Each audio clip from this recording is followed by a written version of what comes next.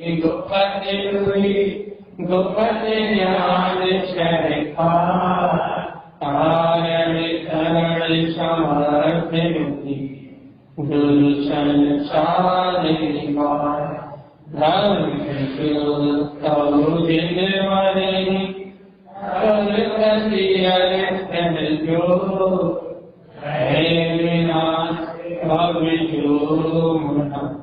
ममल ज्ञान देखो गुरु को धन को साक्षी को श्री पंडित जी के साक्षी ओंकार से भाव शाश्वतम वेदे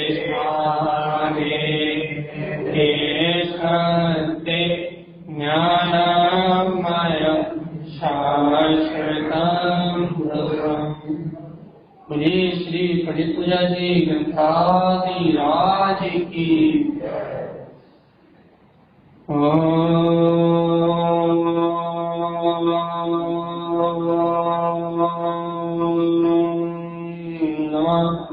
सिद्धम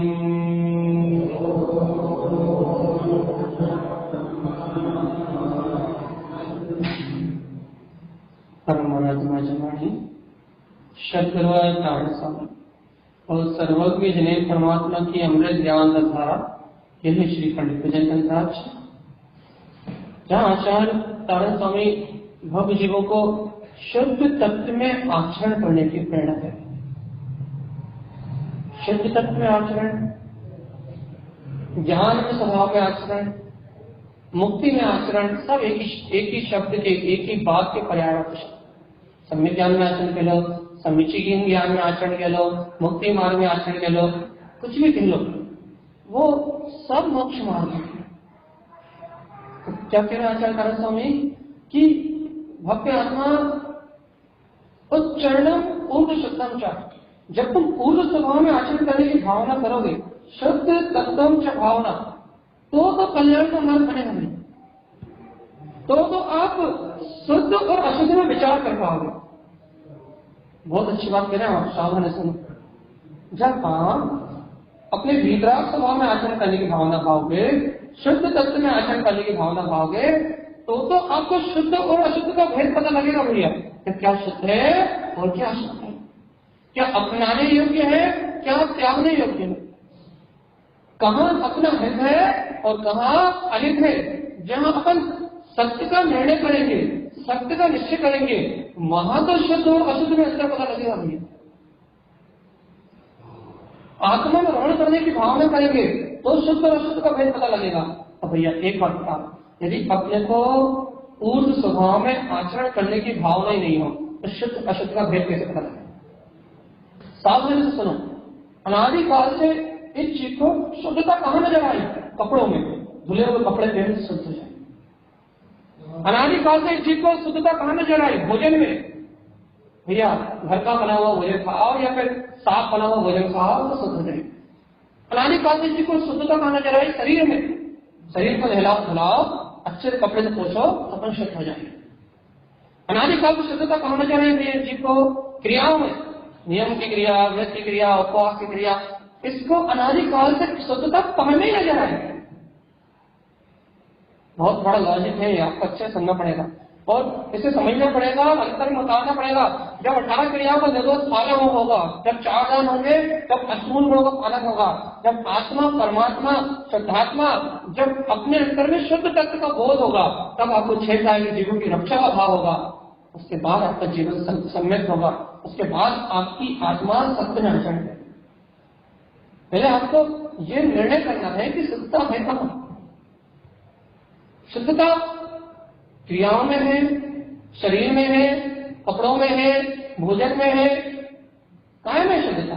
बोलने में है, बताने में है। कहाँ शुद्धता है? शुद्धता है कहाँ? वास्तव में शुद्धता है कहाँ, ये बताओ।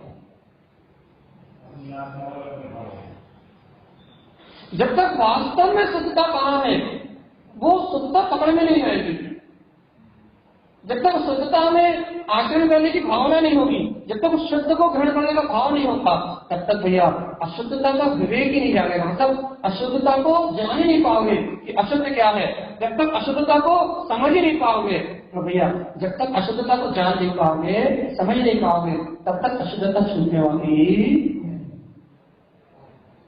यदि आपको अशुद्धता को समझना है, पहले आप शुद्धता जानो तो कहाँ है, शुद्धता कैसे प्रकट होती, शुद्धता है कहाँ, पहले पता चला है अपने कहाँ है शुद्धता हुई। ये कारण समय बता रहे हैं कि हे पुण्यात्मा उच्चैनम ऊर्ध्व शब्दम च, जो आपका ऊर्ध्वगामी स्वभाव है, उस ऊर्ध्वगामी स्वभाव में जो आचरण है वहां शुद्धता है भैया। अर्थात जो कर्म मन से रहित है, जो कीचड़ में कमल की तरह खड़ा हुआ है, जो कर्म कसाय के बीच में भी कर्म कसाय से निर्लिप्त है, जो कर्मों के बीच में रहता हुआ भी निरंजन है, उस ज्ञान में आत्मा में विशुद्धि है, उस दर्शन ज्ञान में उपयोग में विशुद्धि है। उच्चैना ऊर्ध्व शब्दम च, शुद्धता को ऊर्ध्व स्वभाव में कहा है। शुद्धता को कहा था भैया, बताओ। कीचड़ में कमल रहता है, तो अपन शुद्धता किसमें कहते हैं? कीचड़ में शुद्धता कहते हैं, कमल में शुद्धता है। क्यों कहते हैं भैया?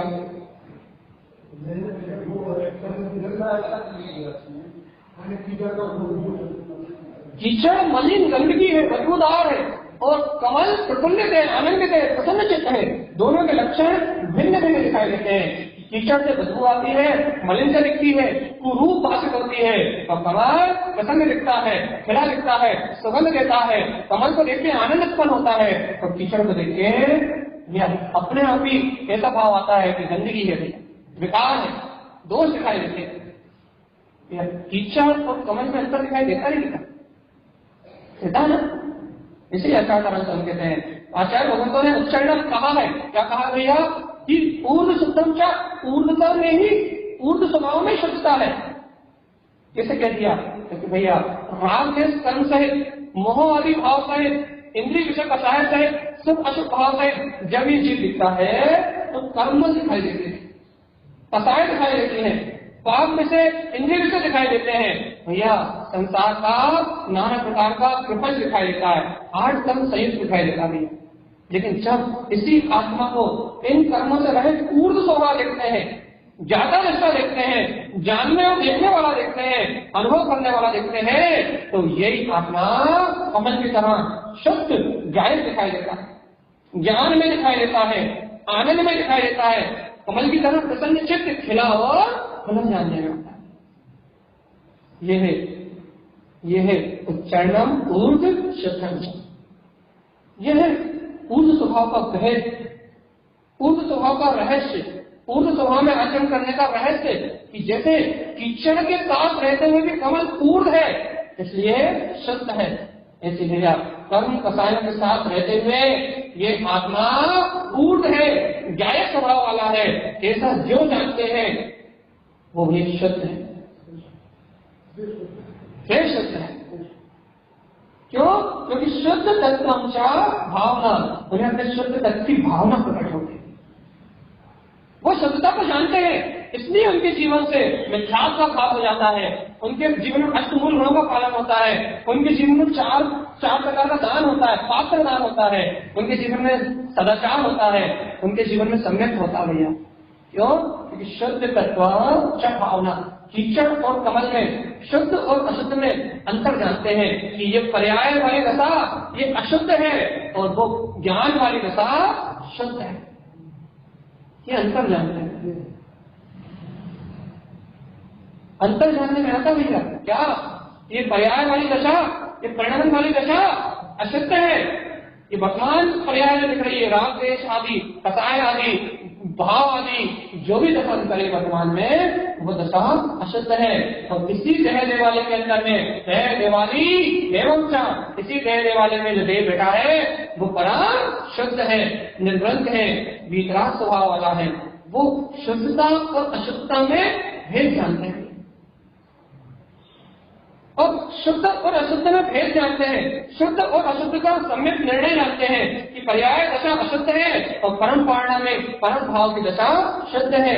तो क्या कहते हैं भैया, शुद्ध तत्व स्वभाव, शुद्ध तत्व में आचरण करने की भावना भाती। देखो भैया, अपने को आत्मा में आचरण करने की भावना क्यों नहीं होती? कारण होता, जल्दी कारण होता। अपने को निराकार वितराग तत्व में आचरण करने की भावना क्यों नहीं होती? क्योंकि भैया, क्योंकि अपन इस शब्द को अशुद्ध में मिला हुआ जानते हैं। अपन कीचड़ में कमल को लिप्त जानते हैं। अपन ऐसा जानते हैं कीचड़ सहित ही कमल। ध्यान रखना भैया, अपन दो को एक मानते हैं, कचड़े कूड़े को और परम शुद्ध आत्मा को अपन एक मानते हैं। इसलिए अपने शुद्ध तत्व में आचरण करने की भावना नहीं होती। अपन वीतराग का चरण करने की भावना नहीं होती। अपने को रात्रि भोजन त्याग करने की भावना नहीं होती। अपने को प्रातः जल पीने की भावना नहीं होती। अपने को भैया अष्टमूल गुण पालन करने की भावना नहीं होती। शुद्ध धर्म में जिन आगम में आचरण करने की भावना नहीं होती। क्यों नहीं होती भैया? क्योंकि अपन कीचड़ युक्त कमल को मानते हैं, देह युक्त आत्मा को मानते हैं। इस देह में बैठे हुए देव को इस देह से भिन्न नहीं जानते। इस देह और देव को एक मानते हैं। देह देव को एक गिने तो मिथ्या दृष्टि कहा है। याद रखना भैया, देह और देव को एक गिने तो मिथ्या है। एक रूप मान रहे हैं ना देह को भैया। यहाँ आचार्य करण स्वामी कह रहे हैं चरण मूर्ध। बता किसकी मानोगे?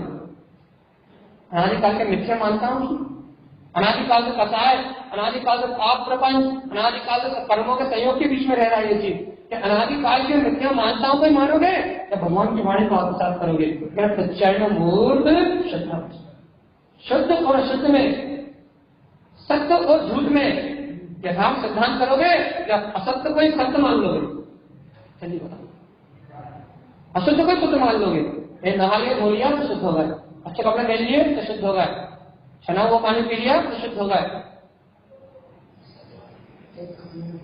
क्रिया कब होंगी? जब वास्तव में शुद्ध हो गए।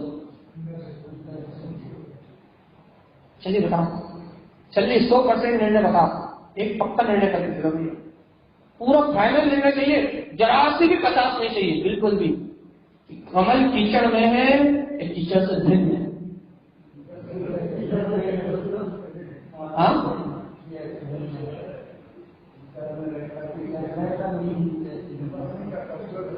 पक्का? सदा शुद्ध, सदा आनंद में, सदा प्रफुल्लित, सदा खिला खुला सुगंधित।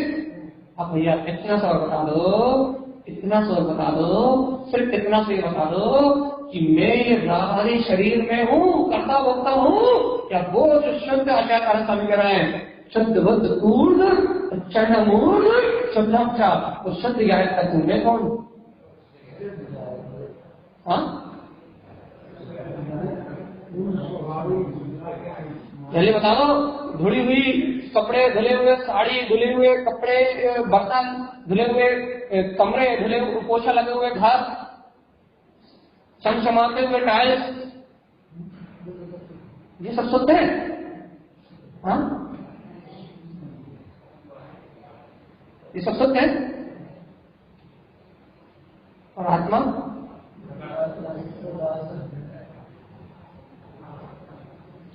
तो भैया इतना निर्णय नहीं कर पाता। याद रखना, इतना निर्णय नहीं कर पाए कि देह में रहते हुए ये देव शुद्ध है, देह से भिन्न है, शुद्ध तत्वों की भावना, ऐसे शुद्ध तत्व की भावना नहीं कर पाए, गायक तत्व की भावना नहीं कर पाए, आत्मा का निश्चय नहीं कर पाए, आत्मा कभी परमात्मा होने वाला नहीं है। अच्छा, कहां से मैंने कहा था, अप्पा परमात्मा क्षेत्र ध्यान क्रियते, कीचड़ से कमल भिन्न है, इसमें कोई संशय करने की बात नहीं है। ऐसे भैया कर्म से संयोग से यह आत्मा भिन्न है, कोई विकल्प करने जैसी बात है नहीं। पंडितों को पूजा आराधना, जो ऐसा जानते हैं वो पंडित सच्ची पूजा आराधना करते हैं। उन्हें उन्हें षटकर्म करने, शुद्ध षटकर्म करने की भावना आती है और अशुद्ध षटकर्म त्याग करने की भावना रहती है। वो कुलिंगियों को त्याग देते हैं और भैया सच्चे देव धर्म का सिद्धांत करके धर्म में प्रवृत्ति करते हैं। वो अनायतनों को त्याग देते हैं और सच्चे धर्म का स्वीकार करते हैं। वो कुपात्र को दान नहीं देते, वो सत्य पात्रों के दान की चिंता करते हैं। भैया क्यों क्यों भैया? पंडित को पूजा आराध्य, क्योंकि उनकी पूजा आराधना को है। यदि पात्र दान की चिंता कर रहा है तो आपकी पूजा भक्ति है, आराधना है। अरे सम्यक दर्शन की चिंता कर रहा हो तो आपकी पूजा भक्ति आराधना है। यदि आप रात्रि भोजन त्याग करने के लिए 6 काय की जीवक में अनुकंपा का भाव कर रहे हो तो आपकी पूजा है, भक्ति है, आराधना है। आप प्रासुचल करने के लिए बेंचानी कर रहे हो, जीव रक्षा का भाव कर रहे हो तो आपकी पूजा, भक्ति और आराधना। सम्यक दृष्टि ज्ञानी साधक इतनी समय पूजा आराधना करता है। ऐसा थोड़े मंदिर में आ गए, घंटी हो जाती, पूजा हो गई। ये तो हिंदुओं की परंपरा है। भगवान के सामने आए तो भक्ति, लेकिन श्रावक का भगवान तो सदैव उसके रहने वाले पता है। बताओ कब भक्ति नहीं, कब पूजा नहीं, कब आराधना नहीं, कब चिंतन नहीं, पता होगा। भगवान को बाहर मानोगे तो 1 घंटे पूजा होगी, आधे घंटे पूजा होगी, 15 मिनट होगी, 10 मिनट होगी। जितनी देर देव आयतन में रहोगे उतनी देर पूजा होगी। और यदि देह में देव मानोगे तो फिर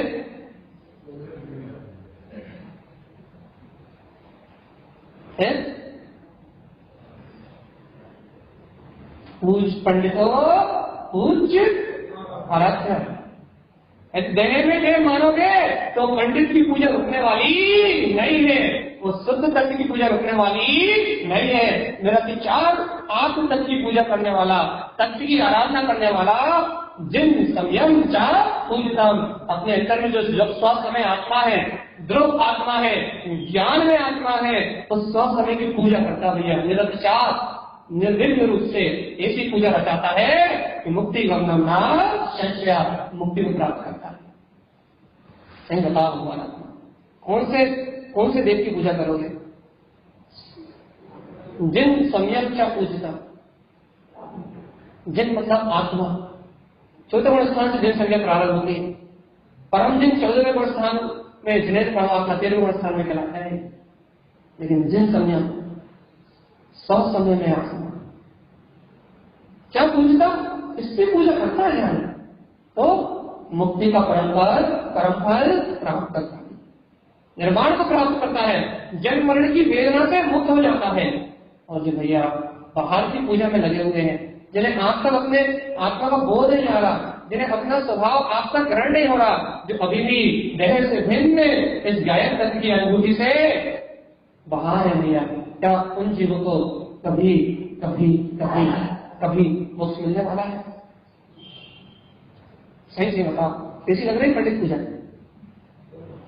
हाँ अपन भैया पहले शास्त्राचार्य की 40 गाथाओं का वांचन कर रहा, उसके बाद जहां गुरु महाराज की पंडित पूजा की एक गाथा वही साल बोल रही, बस वही कह रही है भैया अक्षरणाम। सही बताओ कि शुद्ध अविशुद्ध अशुद्ध षटकर्म आने वाले कल, शुद्ध षटकर्म क्या अशुद्ध क्या? यही गुरु महाराज कह रहा है कि शुद्ध में आचरण करना है, अशुद्ध में आचरण करना है। हाँ सम्यक दृष्टि श्रावक कैसे कहोगे आप?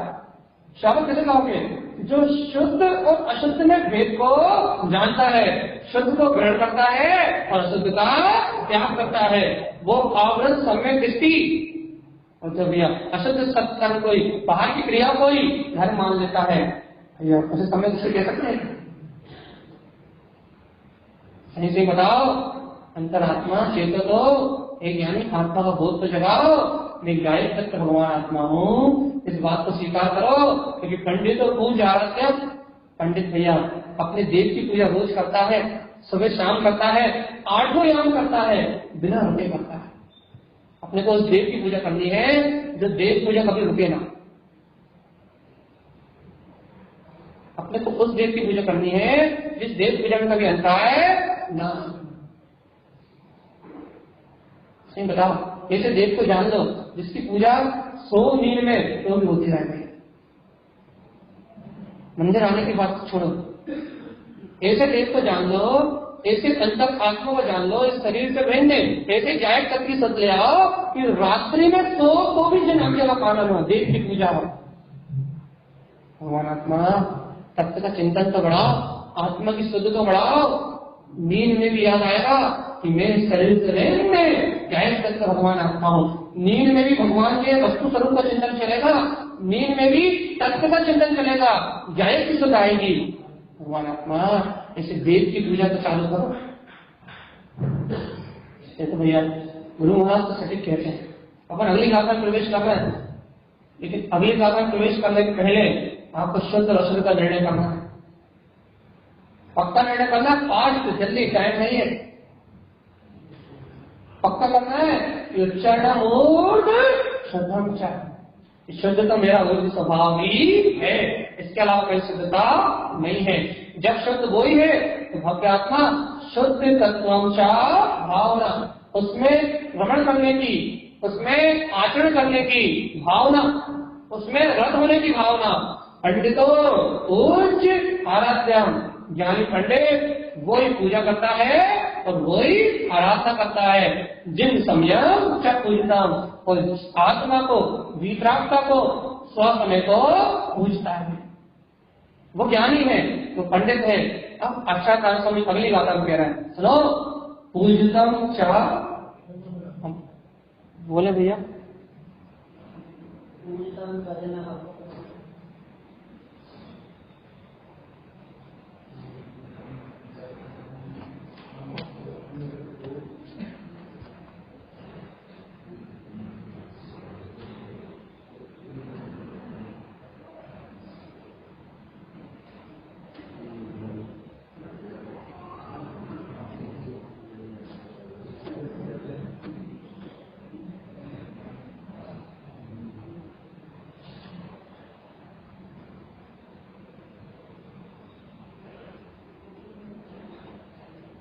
अरे भगवान आत्मा अनुभव में ही कैसे जानने में आए, चिंतन में तो है ये प्रश्न है।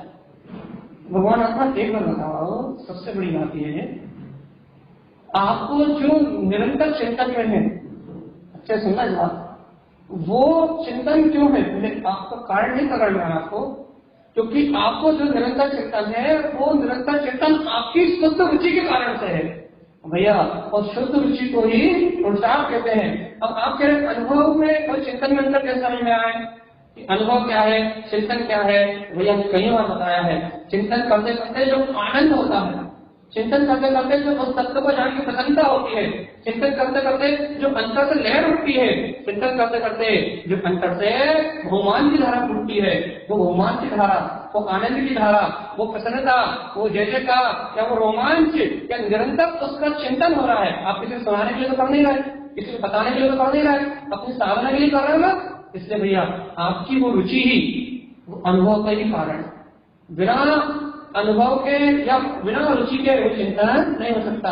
अब आप एक समय की निर्विकल्प अनुभूति की बात कर रहे हो, भैया वो तो अपनी योग्यता से होगी, लेकिन अभी जो उस तत्व को जान रहा है, अभी जो उस तत्व को देख रहा है, वही तो अनुभव है। अरे अनुभव आप में तो कर रहा है, लेकिन आप कहो भैया वैसा वेदन नहीं आ रहा, भैया उसका जो नंद दशा है ना, उसकी प्रसन्नता ही उसका वेदन है। तो हमारे कहा नंद, आनंद, चिदानंद, चयानंद, सहजानंद, परमानंद, ये जो 5 नंद गाए ना उन्होंने, तो इसमें जो नंद दशा है ना, वो आत्मा की जनेन भगवान की आज्ञा सुन के जो प्रसन्नता आता है, जो उल्लास आता है, जो रोमांच आता है, जो निरंतर उसके चिंतन की रुचि लगी रहती है, निरंतर जिन भगवान की आज्ञा को पालन करने के लिए अष्टमूल गुणों का आदि सदाचार आदि का जो पालन होता है, भगवान के द्वारा कहे हुए आचरण को करने के लिए जो निरंतर रुचि लगी रहती है, भैया यही प्रमाण है कि आपको अनुभव है, आपकी पात्रता है, आपका रुचि है, इसलिए ये सब कुछ हो रहा है।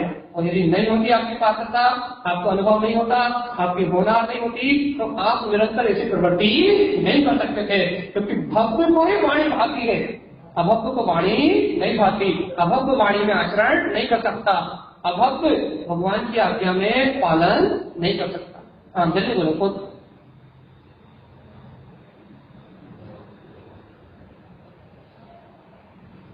हाँ बिल्कुल बिल्कुल बिल्कुल, हम कई बात कह चुके हैं कि आपको ये अनुभूति जो हो रही है, आनंद जो आ रहा है, आपको रुचि लग रही है, तो इस भाव के संस्कार नहीं है। हाँ, कई बार उदाहरण दे चुके हैं। आप पूर्व के भाव में आदि मिलकर दृष्टि से कहो तो सारी मिलकर दृष्टि होगा। हम तो आपको ये तक प्रमाण कर सकते हैं कि आप समय दृष्टि हो चुके हो, कोई बड़ी बात नहीं है। पूर्व भाव में आपने भगवान की वाणी सुनी हो, आपने भगवान की वाणी की अनुमोदना करी है, आपने आत्म साधना की अनुमोदना करी है, आप ज्ञान मार्ग से जुड़े हो, इसलिए ही आप निरंतर इस प्रकार से अध्ययन कर सकते हो। तो नहीं तो इतना निरंतर अध्ययन हर कोई नहीं कर सकता। निरंतरता की रुचि उन्हीं को प्राप्त होती है जिनके पूर्व संस्कार है। जिनके पूर्व संस्कार नहीं है उन्हें तो कोई ना कोई कर्म, बाधा, उलझने, बाहर के विकल्प, आरुचि के परिणाम उन्हें आते ही है। जिन्हें रुचि का निरंतर परिणाम आ रहा है उनके पूर्व संस्कार ही है। ठीक है भैया, अब हम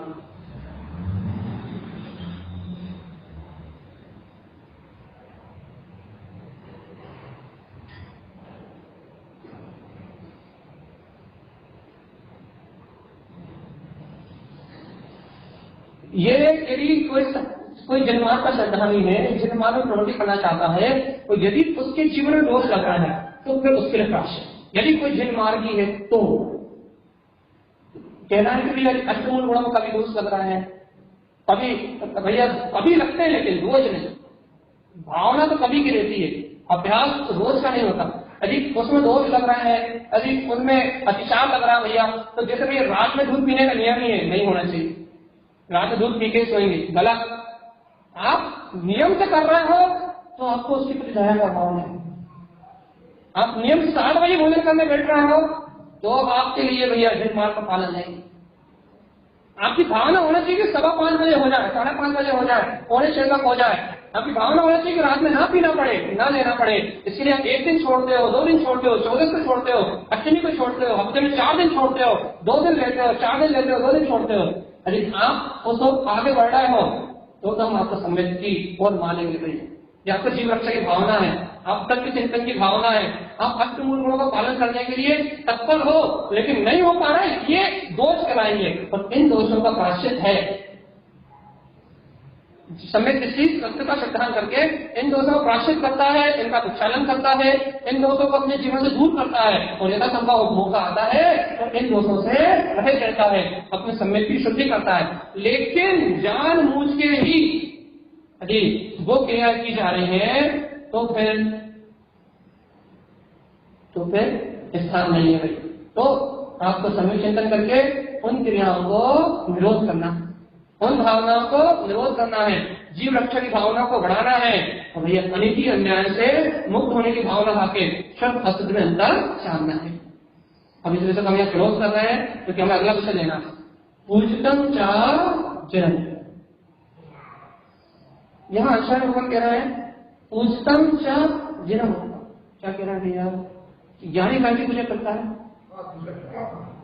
जन्म उत्तम जिन भगवान के वचनों की, जिन भगवान के वचनों की पूजा यहाँ विषय में शास्त्र की आरती उतारने से नहीं होती। जिन भगवान के वचनों की पूजा जो निरंतर जिन भगवान की वाणी के चिंतन से करते हैं भाई, वस्तु स्वभाव के चिंतन से करते हैं, तत्व की प्रीति से करते हैं, आत्म तत्व की सुरति से करते हैं भैया। जिन उत्तम जिन पूजतम चा जिनम उत्तम, तो जिनेन्द्र भगवान के द्वारा कहे हुए वचनों को पूजते हैं भैया, श्रद्धा से, चिंतन से, आत्मा की रुचि से, वस्तु स्वरूप के निर्णय से, मैं अकर्ता अभोक्ता हूँ ऐसा निर्णय करके कर्तव्य भोक्ता की परिणति से छूट के भैया जो जिन भगवान की वाणी का चिंतन करते हैं, उनको अंतर से पूछते हैं, हृदय से पूछते हैं, उनकी बात चलती है। पूजा करना भैया, ऐसी पूजा चाहूं कि जिनका भगवान के वचनों की पूजा होनी चाहिए भैया। तो क्या करें भैया, मंदिर रोज आके आरती उतारने लगे? ये नहीं, चित्त में कहा था ना कंठ कमलास ने स्थितम हृदय रूपी कंठ कमलासन पर वह भगवान की वाणी जहां प्रकाशित हो रही हो भैया, बुद्धि में सम्यक का निर्णय हो, बुद्धि में सत्य का विचार हो, बुद्धि में जो दोष लग रहे हैं, जो अतिचार लग रहे हैं, उन दोषों को त्यागने की भावना हो, प्राश्चित हो, प्रक्षालन हो, अंतर आत्मा दृढ़ निश्चय करे, अपने अंतर आत्मा की ओर, भगवान के वचनों की ओर रुचि बढ़ती जाए भैया, रुचि बढ़ती जाए तो पूजितम चा चिरमुक्तम, जिन बच्चों की पूजा प्रारंभ हो जाती है। एक बार बताओ, अपन तारकपंथी है, अपने अपनी मूल परंपराओं में जिनवाणी है और कुछ तो नहीं। क्या अपन ने तारकपंथी होते भी क्या कभी जिन बच्चों की पूजा करी? हाँ? अरे भगवान, यदि ये पूजा होती तो सब लोग चले जाते हैं। करिए अपने कभी जिन भगवान की बच्चों की पूजा। कभी गुरु महाराज ने इन ग्रंथों में क्या लिखा? कभी गुरु महाराज ने इन ग्रंथों में क्या लिखा? क्या साधना करी, क्या आराधना करी, क्या मोक्ष मार्ग कहा, क्या श्रावक का जीवन कहा? कभी अपन ने इससे, इस श्रावकाचार से अपने जीवन का मिलाप किया? इसे कहते हैं जिन उत्तम चपूजतम। भगवान की वाणी को देख के, भगवान के वचनों को देख के, भगवान की वाणी को सुन के जो उन्होंने आवृत्ति का जीवन कहा है, यदि वो जीवन आपके जीवन में होता तो हम आपको कह देते भैया पूजतम चा जिनमुक्तम। आप जिन भगवान के वचनों की पूजा करते हैं, आप पूजक हो, जिन भगवान की वाणी की पूजा हो, भगवान के वस्तु स्वरूप को पूछते हो। भगवान ने चेतन लक्षण धर्म कहा है, आप चेतन लक्षण धर्म की पूजा करते हो। आप जिन भगवान के वचन के पूजक हो। तारकपंथ किसी का नाम है, यह जिनवाणी की आराधना है, जिनवाणी की पूजा है, जिनवाणी की भक्ति है, जिनवाणी की उपासना है, जिनवाणी के मर्म को जान के जिन स्वभाव को प्रगटाने का ही मार्ग है। तारणपंथ मोक्ष मार्ग है और कुछ नहीं। अपन बता दिया, तारणपंथी होके भी पूजितम च जिनमुक्ता, जिन भगवान की वचनों की पूजा करी,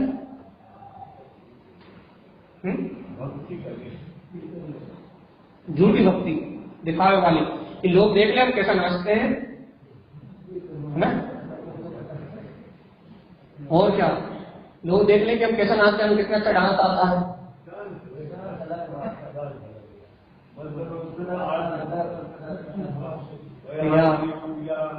आजकल प्रदर्शन ज्यादा हो गया है और भक्ति गौण हो गई है। हमने कल रात में चर्चा करी थी, आप कल नहीं आए। आप कल आते तो गुरु महाराज का समोचरण कैसा था, उसमें कैसी भक्ति होती थी, उसमें कैसा आनंद होता था। पूर्व में तारकपंथी कैसी भक्ति करते थे, एक एक विषय का वांचन किया है कल रात, कुछ नहीं छोड़ा। एक एक बात स्पष्ट थी, क्या क्या आता था, कैसे आता था, कैसी आराधना, कैसी भक्ति, कैसी पूजा, एक एक बात स्पष्ट है भैया। लेकिन आज वो भावना नहीं है, आज वो रुचि नहीं है, आज वो समर्पण नहीं है। यदि आज वो रुचि समर्पण हो तो मोक्ष मार्ग दूर नहीं है। क्योंकि तारणपंथियों का अधिकार, मतलब तारणपंथ को मोक्ष मार्ग भी कहते हैं। समाज की व्यवस्था है ही नहीं, समाज चलाने की व्यवस्था है ही नहीं, ये मोक्ष मार्ग की व्यवस्था। अपन समाज चलाने के लिए सब काम कर रहे हैं, समाज चलाने के लिए सबको भेला कर रहा है। लेकिन गुरु महाराज ने समाज चलाने के लिए भेला नहीं करा था। गुरु महाराज ने मोक्ष मार्गियों को भेला करा था, रुचिमंत जीवों को भेला करा था, जिज्ञासुओं का भेला करा था, भैया भव्य जीवों को इकट्ठा करा था। अपन समाज को इकट्ठा कर रहा है, इसलिए काम नहीं बन रहा। क्या करें, समाज छोड़ दें क्या? समाज नहीं छोड़ना, झूठा अहंकार छोड़ना। जैसे भौतिकता में, कामनाओं में, वासनाओं में, इच्छाओं में, चकाचौंध में, पुण्य के उदय में धर्म को भूल गए हो, गुरु महाराज की बात भूल गए हो, गुरु महाराज ने क्या कहा था चिंतन करना भूल गए हो। अपने अभिमान को छोड़ना है, समाज को नहीं छोड़ना। गुरु महाराज की बात भूल के जब अहंकार आ गया है मन में, धन का, दौलत का, विषय का, वासनाओं का, कामनाओं का, पुण्य का जो अहंकार आ गया, मान कसार बढ़ रही है, गुरु महाराज के प्रति समर्पण खत्म हो गया है, गुरु महाराज की वाणी सुनने के लिए समय नहीं रहा, इस अध्यात्म वाणी को खोलने के लिए समय नहीं रहा। अभी हम आए हैं तो 2 घंटे वेट है, अरे हम नहीं होते तो जो समर्पण खत्म हो गया है, जो श्रद्धा खत्म हो गई है, जो भक्ति खत्म हो गई है, जो लाभ खत्म हो गया है, वो अहंकार के कारण हुआ है, मान के कारण हुआ भैया। उस मान को मिटाना है तो भक्ति प्रकट होगी। उस मान को मिटाना है तो तारण स्वामी के प्रति बहुमान आएगा। उस मान को मिटाना है तो गुरुदेव के चरणों में समर्पण होगा। और जब गुरुदेव के चरणों में समर्पण होगा तो 18 क्रियाओं का पालन पलक झपकते हो जाएगा, कोई बरादना नहीं हो सकती। जिन पूजितम चा जिनम, जिन भगवान के वचनों की पूजा हो जाएगी। आगे कह रहे हैं महाराज, पंडितों पूजितो सदा। पंडित भैया हमेशा यही पूजा करता है, ज्ञानी पंडित हमेशा यही पूजा करता है, ज्ञानी पंडित के जीवन में यही पूजा होती है भैया, जिन भगवान के वचनों में वो किसी आडंबर में नहीं पड़ता, किन्हीं क्रियाओं में नहीं लगता, किसी अज्ञान भावना में नहीं लगता। वो जानता है कि शुद्ध तो मेरा आत्मा है, पूर्ण स्वभाव मेरा शुद्ध है। इसलिए भैया वो पंडित, वो ज्ञानी पूजा करता है जिन वचनों की, हमेशा सोते उठते बैठते जागते जिन वाणी की आज्ञा का पालन करता है, भगवान के आदेश का पालन करता है। पूजतम शुद्ध साधन चाहिए। क्या साधता है भैया, क्या पूछता है? पूजता शुद्ध साधन का, शुद्ध की श्रद्धा करके शुद्ध तत्व ही पूछता है। वो तारणपंथी, तारण स्वामी ने क्या कहा उसको जानता है, उसको समझता है। तारण स्वामी ने जो कहा उसे अपने जीवन में अंगीकार करता है। पूजतम शुद्ध साधन चाहिए भैया, शुद्ध की साधना श्रद्धा करके शुद्ध को ही पूजता है। मुक्ति गमनम च कारणम, उसकी ये पूजा मोक्ष मार्ग में कारण बनती है भैया। तब आज अपने कारण बनती है क्या? आज अपना कारण पंथ का व्यवहार, मंदिर आना, विद्यालय आना, अपनी क्रियाएं करना, क्या अपना मोक्ष का कारण है?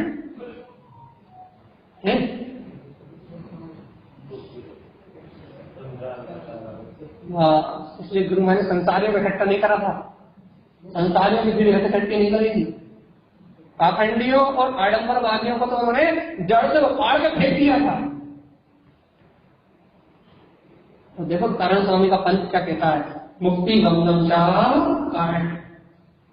यह नियम से, ये भगवान के वचनों की पूजा, ये भगवान के द्वारा कहा हुआ उपदेश, शुद्ध धर्म, शुद्ध तत्व की श्रद्धा, शुद्ध तत्व की पूजा आराधना, नियम से मुक्ति गमनम च कारणम, नियम से मुक्ति गमन का कारण है, नियम से।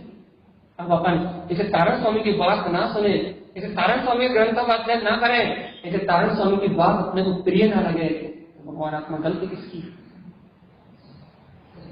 चलिए बताओ, ऐसा तारण पंथ निराडंबर निरतिशार, जहाँ कोई भी आडंबर की क्रिया नहीं है, ऐसी निराडंबर शुद्ध पंथ को छोड़ के अपनी रुचि और कहीं भटकने की हो, गलती किसकी? तारण स्वामी को कोई दोष नहीं है, तारण स्वामी को कोई दोष नहीं है। उन्होंने तो आडंबर रहित मार्ग दिया, कोई क्रियाकांड में नहीं उलझाया, कोई बाहर के व्यवहार में नहीं उलझाया, कोई प्रपंच की बात नहीं करी। एक ही बात कही, भैया तू स्वयं भगवान है, तू ज्यादा निष्ठा है, तू जीव है, तू जीव है, तू जीवत्व को जागृत कर, तू चेतना है, तू चेत जा। भैया न्यायक है, जानने देखने वाला है, जान और देख, तेरा काम भैया आनंद में रहना है। तो दुखी क्यों रहता है? क्यों कर्म का कारण दुखी होता है? क्यों जन्म मरण के कष्ट भोगता है? क्यों पाप वाले में पहुंच जाता है? तू सुख स्वरूपी आत्मा है, सुखी रहना तेरा काम है। अभी मैंने पढ़ा था ना शास्त्राचार्य में, सम्यक्तम परम सुखानी और मिथ्यातम परम दुख। सम्यक सहित परम सुख है, सम्यक्तम परम सुखानी, परम सुख का कारण है, मिथ्यातम अनंत दुख का कारण है। तो तारण स्वामी ने तो सत्य भरोसा है, सत्य भरोसा है, सच्चा सत्य का निर्णय लिया है, ज्ञानी की पूजा दी है, आत्मा की पूजा दी, ज्ञान की पूजा दी है, तत्व की पूजा दी है। लेकिन भैया अपने को कौन सी पूजा अच्छी लग रही है? क्रिया वाली। ये थोड़ी क्रिया करा दो, क्या भैया उसके करा दो, ये थोड़ा बहुत पुण्य रहेगा तो घर का काम अच्छा चलता रहेगा। भगवान बाहर की क्रियाओं से पुण्य होता, तो पुजारी जो रहते ना मंदिर में, उनका सबसे ज्यादा होता। लेकिन कहते हैं पुजारी लग जाते हैं नियम से। क्यों?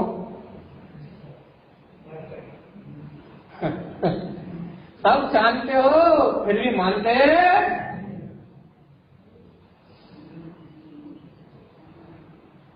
सब जानते हो लेकिन मानते नहीं हो।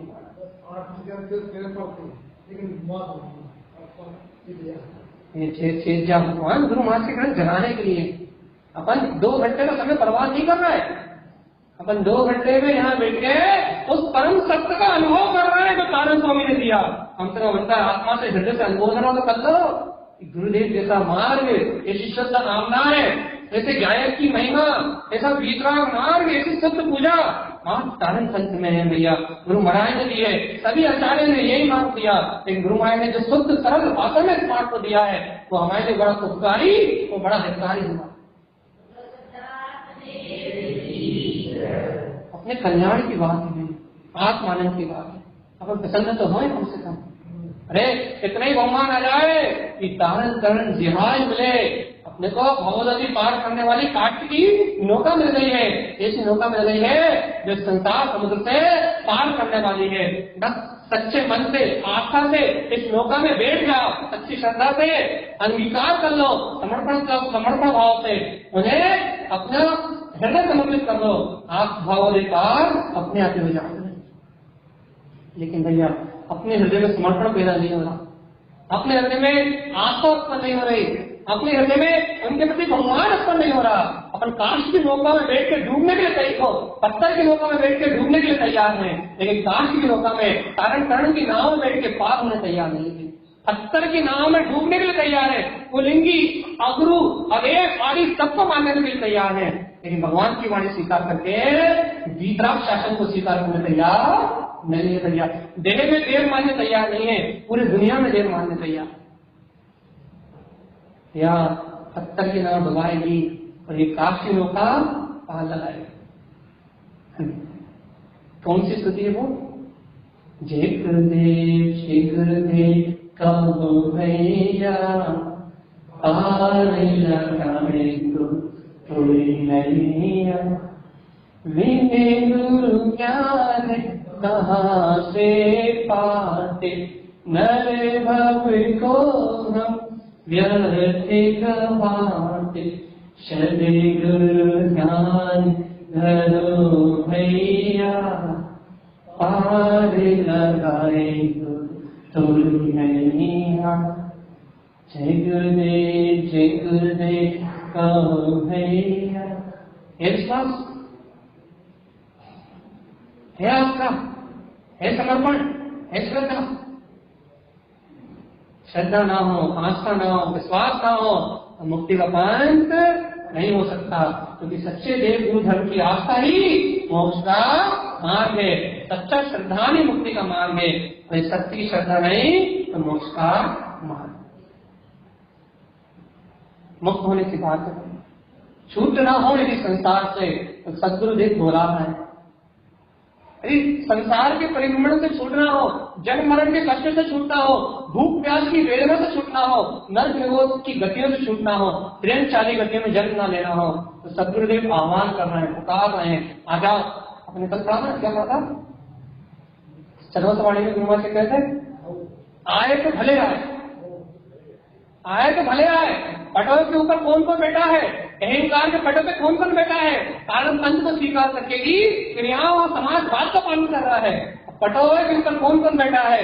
अहंकार के पटने में कौन कौन चढ़ा है? अरे आओ पुत्रो, कमलावती बुलाओ, प्रभावती बुलाओ, नीचे उतरो, अभिमान से नीचे उतरो। भैया अब आओ, भगवान की वाणी ग्रहण करो, और अब आ गए तो भले आ गए, आए तो भले आए। ले रे भाई ले, अपना जिन समय उत्पन्न हो गया है, इस समय को पहचान लो, जान लो, तो मुक्ति की प्राप्ति कर लो। देर से आए लेकिन आ गए, सुबह का भूला शाम को घर आ जाए तो भूला नहीं कहते, आ गए भले आए। अब तो जान लो कि गुरु महाराज क्या कह रहा है, अब तो मान लो कि तारण स्वामी क्या कह रहा है, अब तो अनुभव कर लो कि गुरु महाराज क्या बता रहे हैं, अब तो जान लो कि वो वीतराग चतुष्टय आत्मा तुम्हारे अंदर में निवास कर रहा है। वो अनंत चतुष्टय का स्वामी सिद्धों जैसा आनंद इस समय मेरे अंदर में निवास कर रहा है। वो ध्रुवता, वो आनंद, वो अनंत अनंत आनंद मेरी आत्मा भरा हुआ भैया। जब तक निज में देख रहा है, जब तक संसार में भटकना पड़ रहा है, तो जिस दिन अंतर में दृष्टि जाएगी उस दिन वैंकर भूत जैसी पर्याय सब भाग जाएंगी, आत्म तत्व का दर्शन होगा। रुचि, जिज्ञासा, समर्पणता, सदगुरु के प्रति श्रद्धा, अपने गुरु के प्रति आस्था, ये समर्पण जिस हृदय में होता है उस श्रद्धा से, उस समर्पणता से उसके अंदर में तत्व का जागरण होता है, शुद्ध भावना का जागरण होता है, मोक्ष मार्ग के पुरुषार्थ का जागरण होता है। जिसके अंदर में समर्पण नहीं होता, श्रद्धा नहीं होती, उसके अंदर में सम्यक ज्ञान का बीजारोपण नहीं होता। जिसके अंदर में सम्यक ज्ञान का बीजारोपण नहीं होता, वो भव भ्रमण करता है, कभी पार नहीं हो पाता। एक बात खेदे से बोल के बता सकते हो कि हम तारण तरण के लाल हैं, दे सकते हो? अरे किसी में हिम्मत हो तो कहे कि हम तारण तरण के लाल हैं।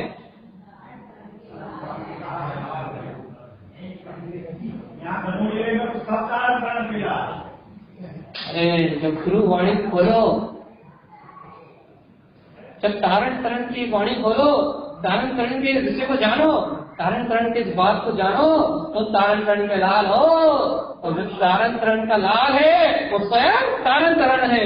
तू तारण तरण, मैं तारण तरण और वो तारण तरण। तारण तरण के अलावा किसी तीसरे की चर्चा है ही नहीं। वो अरियंत भगवान तारण तरण है, वो श्रावक खुद तारण तरण है, वो वीतरागी संत तारण तरण है, और वो सिद्ध भगवान तारण तरण है। तू कारण, मैं कारण, और सब कारण। जहाँ तारण ही कारण हो वहां तो तरण मोक्ष मार्ग की बात हो सकती है। और यदि भैया जहाँ सच्चे गुरु की श्रद्धा ही ना हो, वहां फिर कोई बात। इसलिए भैया अपन सच्ची आस्था, सच्ची समर्पणता और सच्ची रुचि को जगाए।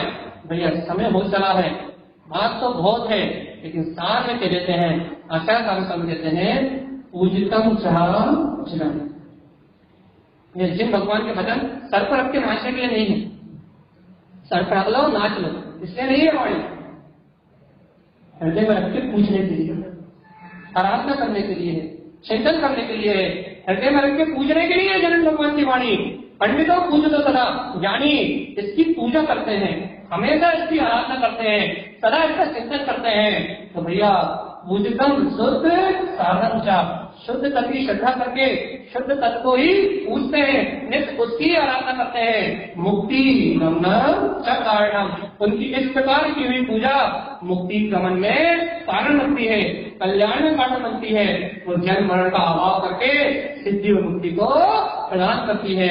ऐसी सम्यक पूजा रचाओ भगजन कि मोक्ष में पा जाओ। या ऐसी मंगल भावनाओं के साथ आज का विषय अपन यही पूरा करते हैं। बोलिए संत तारण